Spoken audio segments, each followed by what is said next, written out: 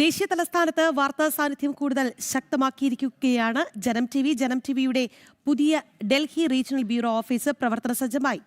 ഉദ്ഘാടന ചടങ്ങുകൾ ഇന്ന് വൈകിട്ട് നടക്കും. ഓഫീസ് ഉദ്ഘാടനത്തിന്റെ ഭാഗമായി രാവിലെ ഗണപതി ഹോമം അടക്കമുള്ള സവിശേഷ പൂജകൾ നടന്നു. ചാനലിന്റെ മുതിർന്ന ഭാരവാഹികളും ജീവനക്കാരും പൂജാ ചടങ്ങുകളിൽ പങ്കെടുത്തു. വൈകിട്ട് 6:30 ഔദ്യോഗിക ഉദ്ഘാടന ചടങ്ങുകൾ നടക്കുക.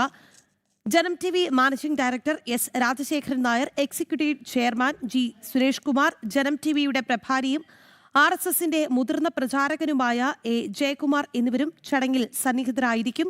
രാഷ്ട്രീയ, സാമൂഹ്യ, സാംസ്കാരിക രംഗത്തെ പ്രമുഖരും ചടങ്ങിൽ പങ്കാളികളാകും.